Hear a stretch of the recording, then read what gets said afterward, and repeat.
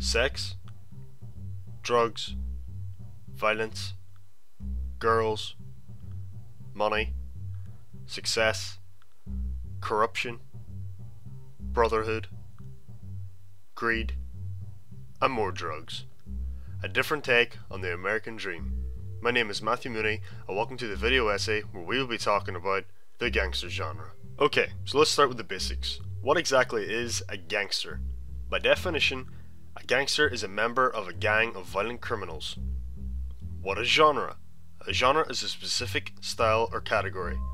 Genre is basically used to categorize, and it is used in things like music, books, and obviously films. Right, that's that out of the way. Let's get into the good stuff. I'm going to discuss a few films in this video which will help me make specific points about the characteristics and the visual aspects of the gangster genre, with The Public Enemy being the first film discussed. Released in 1931, directed by William Wellman and starring James Cagney, who, by the way, we will talk about a fair bit in this video. The Public Enemy is a real pillar in the gangster genre. The film is about a young man, Tom Powers, played by James Cagney, rising up through the ranks of the Chicago underworld, in an America that is experiencing prohibition, which, for those who don't know, is basically the ban of alcohol. Now, of course, the film isn't a gangster genre, so you can guess what happens next. Tom Powers and his little gang have the great and very profitable idea of stealing and selling, and then producing and selling, alcohol in an America that is alcohol free but at the same time demanding alcohol. So, what visual aspects of The Public Enemy is constant throughout the gangster genre? Well, firstly, at the beginning of the film, it shows Tom Powers at a young age, before he really got started and made a name for himself, and he is wearing casual, scruffy looking clothes. But as the film progresses and Tom Powers makes more money and gains more of a reputation, he is seen wearing high class suits all the time. Whenever Tom Powers has really gained his reputation in the film, his whole demeanour changes. He thinks he's unstoppable. He seems to be constantly pulling out his gun at any given situation, or at least threatening someone. This is where the greed factor comes into play in the gangster genre. The character, or characters, starts to feel like they are untouchable. The sense of power goes to their head, and usually it ends up very badly for them. And it does in The Public Enemy. At the end of the film, Tom's body is delivered to his mother's house, wrapped up like a mummy. Okay, so let's move on to a different film. 1939's The Roaring Twenties. This film again stars James Cagney, but is directed by Royal Walsh. I've decided to talk about this film in particular because I think the story itself is very interesting. It is about three men who return from World War I and try to make a living in prohibitionist America.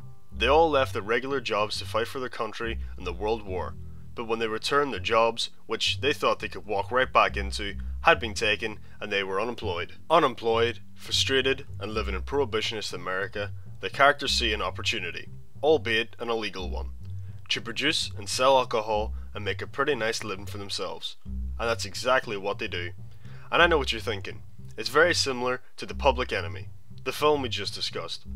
But it's not, because there's a lot more going on in this particular film. So, what else is going on in this story?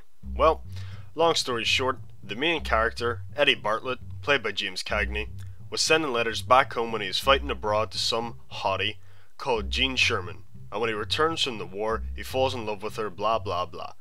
Then, he gets her a job singing in this little underground high-class bar, but one of the main girls in this bar, Panama Smith, is actually in love with Eddie, but he doesn't really realize it. This all may sound confusing, but basically Jean Sherman, the hottie Eddie was sending letters to, falls in love with Eddie's lawyer and ends up with him, and then Panama Smith ends up with Eddie later in the film. But by this stage, everything has gone tits up in his illegal alcohol business, and he's ironically turned into an alcoholic. Karma, eh? This is the girls aspect of the gangster genre. It's always the damn girls. Another aspect of the film that is constant throughout the gangster genre is the money aspect. Eddie's alcohol business made him very rich, and he was very much in love with Jean Sherman, and he bought her everything she wanted, including flashy clothes. Eddie thought that this would make her love him back, but it obviously didn't work out too well for old Eddie. I think that The Roaring Twenties also shows the theme of the rise and the downfall of the gangster very well. For a while, Eddie is in that untouchable phase, but at the end of the film, he is an alcoholic, broke, and working as a taxi driver. The complete opposite of what he was during his prime. Now, this video essay wouldn't be analysing the gangster genre very well if I didn't mention Goodfellas, released in 1990, directed by Martin Scorsese and starring the likes of Robert De Niro, Ray Liotta and Joe Pesci. The film is a real gangster classic, and a real classic for film in general. And for this one, I'm not even going to explain the story. If you haven't seen Goodfellas, then I don't know why you're watching this video. This film literally has all of the visual and technical aspects of a film from the gangster genre. I can't think of one aspect that the film doesn't have. So, let's run through them quickly. A dream. The dream of being successful, having freedom and having a damn good time. Henry Hill, played by Ray Liotta, grew up opposite where the gangsters would do some of their business. So from a young age, he had the dream of being exactly like them. And his dream came true. Money. From a young age, all of the older gangsters would give Henry money for doing simple little jobs. Henry and Jimmy, played by Robert De Niro, and a lot of Henry's associates pull off a heist at JFK Airport and bag themselves $6 million. Although, this turns out to be a massive factor in the beginning of the end for the gang. Brotherhood. Throughout the film, well, nearly throughout, the characters always have each other's backs. At the very beginning, when Henry wasn't going to school, the older gangsters all threatened the postman to stop delivering letters from school to Henry's home.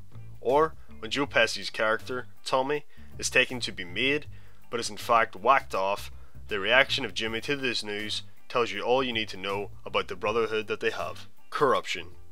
Robert De Niro's character, Jimmy, is seen giving the police a little gift so he could carry on with his business. However, the film shows that not all police are bribed, because Henry's character gets pinched whenever he's dealing out cartons of cigarettes. Girls. Henry has a wife and kids with Karen Hill, played by Lorraine Bracco, but also has a girlfriend on the side, called Janice Rossi.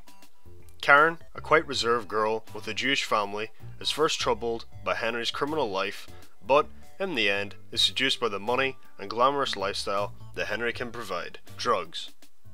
The boss, throughout the majority of Henry's life, is Paul Cicero, played by Paul Sorvino, is very much against drugs. But that feeling of being untouchable and being invincible means that Henry becomes a cocaine dealer and a cokehead at the same time, a cocktail that can only end well. Violence. Whether it's Joe Pesci's character, Tommy DeVito's altercation at the bar, or the opening scene of the film, or Tommy DeVito being made, there's violence throughout Goodfellas. Success. Of course things look rosy for a period during the film, and Henry Hill and the gang seem untouchable. This is their period of success. Whenever they pulled off a heist at the JFK Airport and each member of the heist gained a hefty fee, this was their period of success. The classic rise and downfall is almost a constant in the genre.